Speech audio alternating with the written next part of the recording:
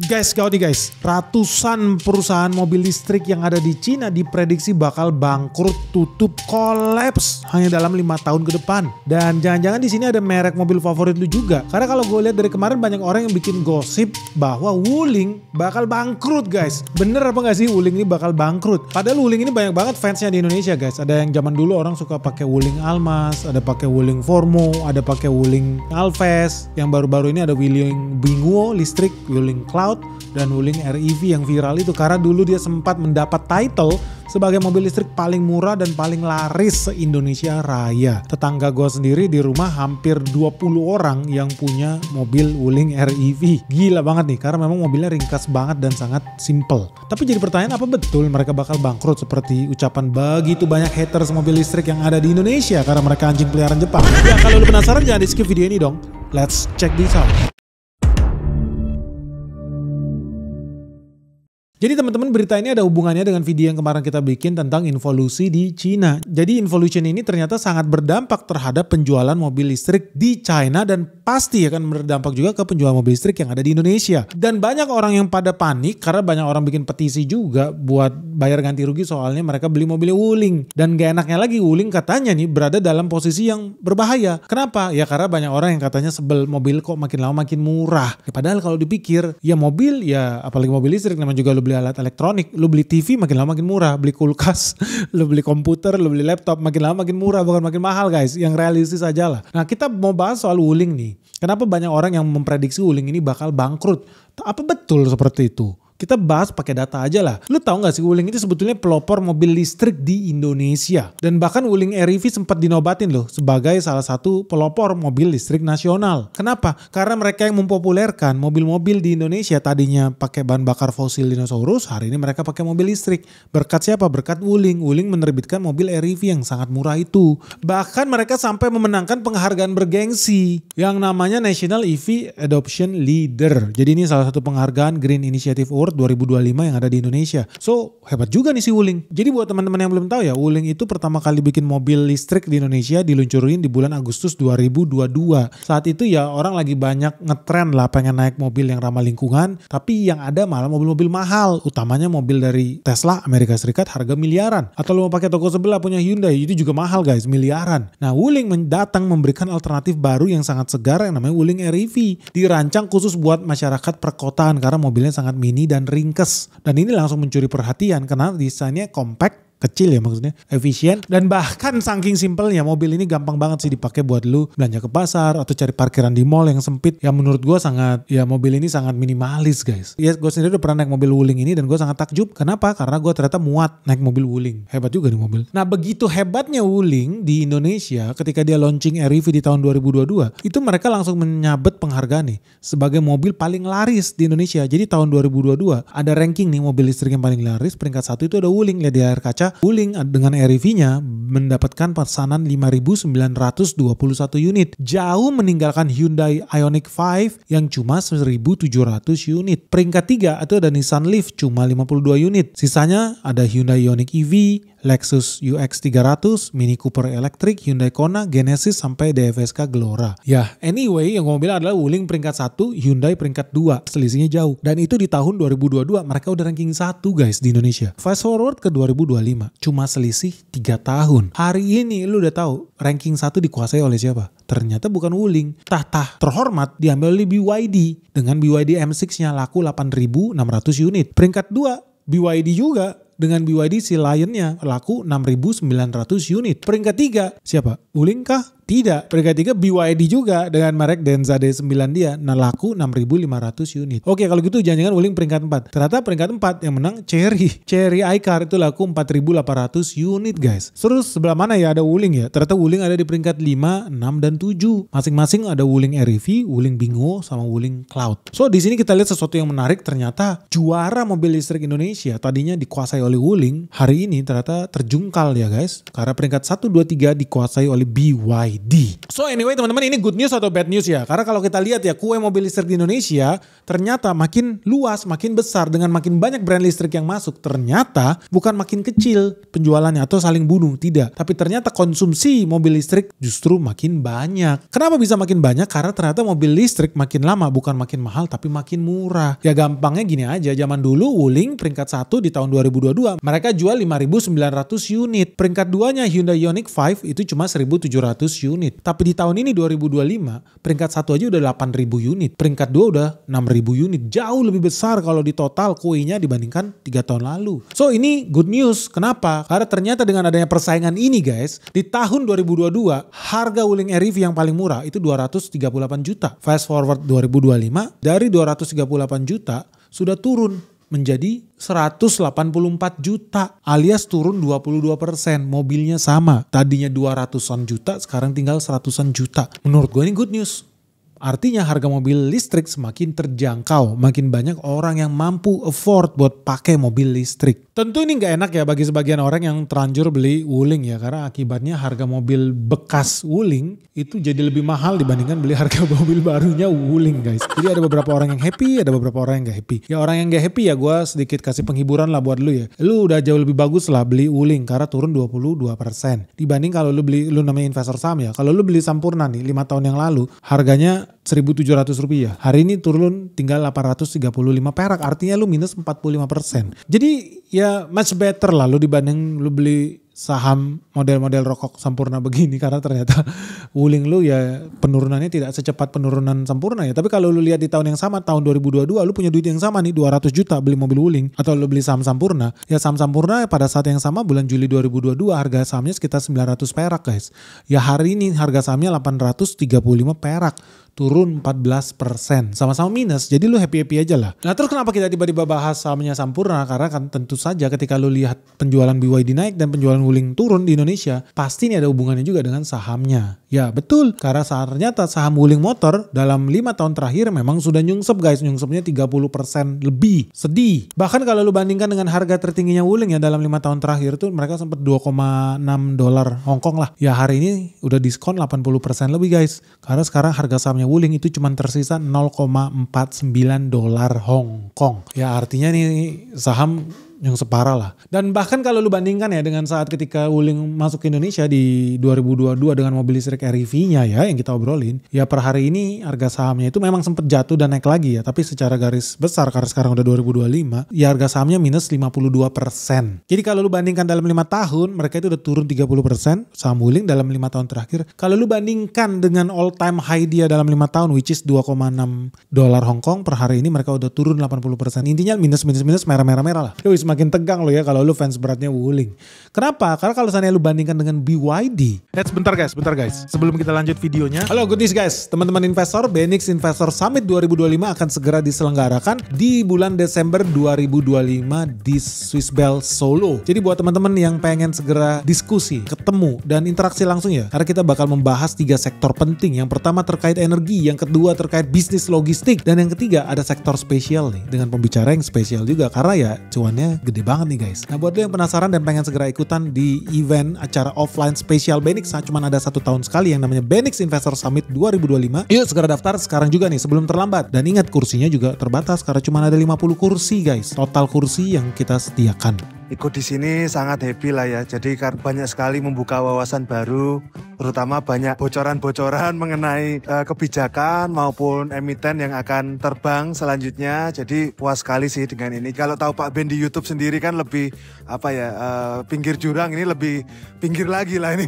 Mengikuti BENIX Investor Summit ini setelah 2 kali, saya mendapatkan manfaat bahwa kalau kita bisa memahami fundamental atas perusahaan dan forecast untuk perusahaan kedepannya, kita pasti akan mendapatkan hasil yang jauh lebih baik. Dan itu yang saya rasakan selama setahun ini. Dan saya harapin kalau untuk BENIX Investor Summit 2025 diadakan, saya pasti akan ikut lagi. Salam cuan. So, siapa cepat dia dapat. Sampai ketemu di Solo ya guys, bulan Desember 2025. Benix Investor Summit 2025 segera datang lagi. Segera daftarkan dirimu sekarang juga sebelum terlambat. Ingat, ini acara eksklusif yang kita selenggarakan private dan sangat intim. Kita bisa berinteraksi full nih selama 24 jam. Karena acaranya diselenggarakan selama 2 hari. Dari hari Sabtu sampai hari Minggu. Dari jam 9 pagi sampai malam. So, tunggu apa lagi? Segera daftarkan dirimu sekarang juga di nomor WhatsApp yang ada di bawah ini. Sampai ketemu di Solo guys. Bye-bye. Lu semakin tegang lo ya kalau lu fans beratnya Wuling. Kenapa? Karena kalau misalnya lu bandingkan dengan BYD di tahun yang sama dalam 5 tahun terakhir, mereka udah naik 66% lebih. Dan jadi inilah korelasi positif dengan apa yang terjadi di dunia nyata sama dengan di dunia saham. Ya wajar aja lah kalau mobilnya makin laku, makin laris, makin banyak yang pakai ya. Kemungkinan besar sahamnya juga makin bagus guys. Terus apakah ini berita good news atau bad news sebetulnya? Tergantung dari sudut pandang mana lu lihat. Kalau dari sudut pandang rakyat Indonesia ini sebetulnya good news sih. Pertama adalah karena harga mobil listrik semakin affordable. Kedua, karena Indonesia itu udah datang tuh di COP30 karena mereka habis meeting di Brazil. Di situ Indonesia sudah menandatangani kesepakatan buat mengurangi emisi karbonnya sampai 31% secara mandiri nih, pakai duit sendiri. Dan bakal turun 43% kalau pakai bantuan internasional di tahun 2030. Nah fokus mereka untuk ngulangin emisi karbon ini itu fokusnya dari sektor energi, sektor transportasi, dan penggunaan lahan. Nah di sini pemerintah udah bikin pernyataan nih, mereka bakal fokus dekarbonisasi energi dari kebijakan energi campuran, mengembangkan energi terbarukan, dan reformasi subsidi bahan bakar fosil untuk mendukung pendidikan, kesehatan, dan infrastruktur. Nah ini kode keras guys, reformasi subsidi bahan bakar fosil untuk mendukung pendidikan, kesehatan, dan infrastruktur. Intinya apa guys? Pemerintah wajib turunin subsidi bahan bakar yang selama ini digunakan untuk memperkaya mafia migas di Singapura, memperkaya raja-raja Arab di Timur Tengah. Kenapa nggak duit yang sebanyak itu, ratusan triliun itu dipakai buat subsidi mobil listrik? Negara hemat ratusan triliun, duitnya bisa dipakai buat pendidikan, buat kesehatan, buat infrastruktur. Dan kita memang wajib mendukung ini guys. Karena Benix sudah ngitung guys, kalau negara masih kayak begini-begini aja, kita subsidi mobil sampai bertahun-tahun, berpuluh-puluh tahun, Indonesia bakal rugi ratusan triliun. Itu ngeri loh, sayang banget loh duitnya dipakai. Rupiah kita jual buat beli dolar. Kenapa perlu beli dolar? Karena kalau kita belanja minyak ke Arab, Arab maunya makan dolar Amerika Serikat. Kalau kita belanja minyak ke Singapura, Singapura maunya makan dolar Amerika Serikat. Jadi rupiah kita gadaikan, kita terima dolar, dolar kita pakai buat impor bensin dari Singapura. Begitu impor bensin masuk Indonesia, apa yang dilakukan dengan barang itu? Dibakar guys. Jadi penyakit, menyedot duit BPJS Kesehatan. Orang batuk-batuk, orang-orang keracunan, bayi-bayi mati di jalan gara-gara lu pakai mobil Jepang, hobinya meracuni rakyat Indonesia. Negara kita rugi ratusan triliun loh. Teman-teman bayangin ya, kalau seandainya ada 1 juta populasi mobil listrik di Indonesia, bensin yang kita hemat, subsidi bensin racun itu bisa sampai 234 triliun penghematan kita dalam 10 tahun loh. Gila nggak? Lu bayangkan kalau seandainya pemerintah itu punya kerelaan hati menyelamatkan bangsa ini dari keterpurukan. Mendingan subsidinya itu digeser ke subsidi tol gratis masuk tol khusus mobil listrik. Subsidinya nggak nyampe 100 triliun. Tetapi negara bisa hemat 114 triliun dengan cara apa? Pengurangan subsidi BBM. Dan ini menguntungkan rakyat Indonesia. Kenapa? Karena ketika lu pakai mobil listrik, listriknya itu nggak kita impor guys dari Singapura. Listriknya nggak kita impor dari Raja Arab. Listriknya kita hasilkan sendiri di Indonesia dari batu bara kita. Lu bukan memperkaya mafia Arab, lu tidak memperkaya mafia Singapura, lu memperkaya supir truk Indonesia. Lu memperkaya teman-teman kita yang kerja di pertambangan, lu memperkaya teman kita yang kerja di kapal tongkang. Mulai dari Mbok Darmi pedagang warteg di tambang, mulai dari Joni supir truk, mulai dari pengusaha tongkang, pengusaha galian, rental alat berat, pengusaha catering, semua dibahagiakan dengan bisnis ini. Lu memberi makan rakyat sendiri dibanding rupiah lu gadaikan buat memperkaya paman Sam di Amerika Serikat. Konyol lu. Mendingan duitnya buat rakyat kita sendiri lah. Listrik kan lu beli dari PLN, perusahaan kita juga.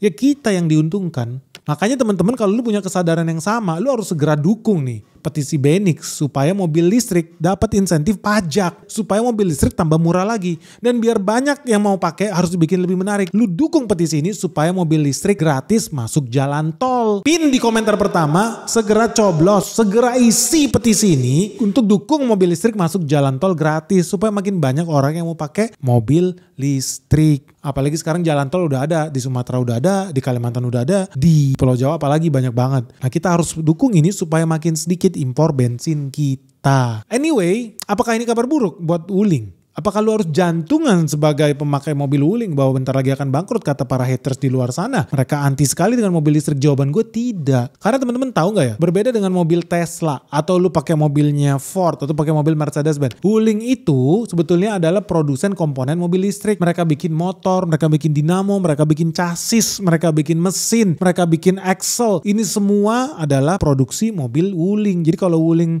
yang lu lihat sekarang mobil-mobil bergerak di pinggir jalan, enggak. Bisnis utama mereka adalah jualan komponen mobil, dan klien mereka adalah yang mobil listrik lu pakai BYD, lu pakai Geely, lu pakai Aion, lu pakai Great Wall Motor, lu pakai Chery, lu pakai Dongfang ataupun lu pakai Xpeng, itu semua pakai komponen mobil dari Wuling. Jadi sampai kapanpun Wuling tidak akan mati, lu gak usah khawatir. Dan buat yang belum tahu ya, Wuling itu sebetulnya BUMD guys, karena dia adalah BUMD milik Guangxi, salah satu provinsi yang ada di Cina. Itulah hebatnya Cina ya. Lu bayangin di Indonesia BUMD sibuk ngerjain apa? Korupsi. Di Indonesia BUMD kita korupsi aja terus, BUMN aja korupsi apalagi BUMD kan. Tapi di Cina BUMD itu malah disuruh ekspor, disuruh berbisnis, disuruh bangun industri, disuruh bikin pabrik untuk menciptakan lapangan kerja. Bahkan mereka wajib merekrut orang lokal. Mereka wajib bikin bisnis yang berorientasi ekspor global. Contohnya Wuling. Jadi sekali-kali kalau lu lihat mobil Wuling di pinggir jalan, lu harus kasih hormat guys. Karena itu adalah kisah sukses badan usaha milik daerah provinsi di China. BUMD China guys, di Guangxi guys. Hebat ya. Gila sih, gue salut banget, respect banget sih. Kita harus bisa ambil ilmunya nih dari Cina nih. Gimana ceritanya mereka bisa punya BUMD yang menguasai planet bumi. Ketika Indonesia BUMD-nya malah gak ada yang kedengeran ya. Mungkin lu paling tahu Bank Jatim atau Bank Jabar, BJB. But that's it. Habis itu apa? Nggak ada lagi yang lu tahu. Tapi Cina berhasil bawa lu BUMD dari desa, dari kabupaten-kabupaten, dari provinsi-provinsi yang kecil-kecil bisa sampai go internasional. Gua rasa ini harusnya di-copy sih mentalitas ini sama pejabat di Indonesia. Mereka menurut lu sanggup gak ya? Bupati-bupati yang ada di Indonesia, gubernur yang ada di Indonesia, mampu gak ya mereka bikin BUMN atau BUMD yang bisa menguasai planet bumi, yang bisa go internasional. So sekali lagi buat teman-teman, lu gak usah khawatir. Memang gue setuju kalau ada orang yang bilang mayoritas perusahaan mobil listrik di Cina bakal bangkrut. Gue setuju banget. Kenapa? Karena udah kebanyakan. Ada lebih dari 130 merek mobil lo di Cina hari ini. Tapi lo kalau pakai merek BYD, Wuling, Geely, SAIC, Great Wall, Chang'an, Baik, Ceres, ya menurut gue lo gak usah takut. Kenapa? Karena perusahaan-perusahaan itu ya sampai detik ini sangat profitable. Atau misalkan lo pakai yang punya grup Indomobil, apa sih dia punya GAC Aion, itu juga gak usah takut karena itu juga salah satu BUMN di Cina guys. Jadi anti bangkrut, ya gak bisa bangkrut lah. Bukan artinya mereka bakal menang pertarungan mobil listrik, juga enggak. Tapi kalau lu bilang mereka bakal bangkrut, lu takut pakai merek-merek itu, gak usah takut karena mereka tidak akan bangkrut. Itu adalah milik negara guys. So buat apa lu takut naik mobil listrik lagi di Indonesia? Udahlah, udah pasti bersih, udah pasti hemat. Asal lu tahu aja, lu kalau naik mobil listrik lu bisa hemat lebih dari 70% lu. Lu gak usah lagi beli bensin. Kemarin gue lihat banyak orang-orang norak kampungan takut di Shell pakai bensin oplosan. Shell, BP dipaksa beli Pertamina, nanti bensinnya nggak berkualitas lagi. Aduh, tahun udah 2025 masih norak aja lu, masih pakai mobil bahan bakar fosil dinosaurus, merusak bumi aja lu. Pakai takut lagi beli bensin. Masa masih zaman hari gini beli bensin? Udah guys, paling bener lu pakai mobil listrik, nggak usah takut lu isinya oplosan apa tahu, tempe bacem, nggak usah takut. Pakai mobil listrik udah pasti aman dan lu memperkaya rakyat sendiri. Lu memperkaya bangsa lu sendiri. Lu tidak menggadaikan rupiah untuk membeli dolar. So tunggu apa lagi guys? Segera lu isi petisi di bawah ini. Dukung mobil listrik gratis masuk jalan tol, dan dukung ya insentif mobil listrik wajib diperpanjang. Kalau mau Indonesia merdeka dari mafia-mafia minyak bumi guys. By the way guys, bagus nih pertanyaan terakhir dari gua. Kalau menurut lu ya, dari 137 merek mobil listrik Cina, siapa sih jadi yang bakal bangkrut dan pasti bangkrut? Tadi kan gue udah bilang, yang tidak mungkin bangkrut ada SAIC, ada Wuling, ada GAC Aion, ada BYD, ada Geely, ada Chery. By the way, yang kemungkinan besar bangkrut menurut lu yang mana nih? Tulis dong di kolom komentar di bawah ini, merek mobil listrik apa dari Cina yang menurut lu bakal bangkrut di tahun 2030 nanti sudah tidak ada pabriknya. Dan alasan kamu apa? Kenapa menurut kamu merek mobil listrik itu pasti bangkrut? Jangan-jangan Xiaomi salah satunya ya? Soalnya nggak ada disebut loh. Sebutin dong alasanmu apa. Oke guys, semoga video ini bermanfaat. Ditunggu pandangan kamu seperti apa. Jangan lupa subscribe channel Benik sekarang juga. Karena ternyata 50% penonton kita belum subscribe loh. Aduh sayang banget sih, sedih banget guys. Yuk segera subscribe channel kita sekarang juga. Dan share video ini sebanyak-banyaknya. Salam sehat, salam cuan, bye-bye.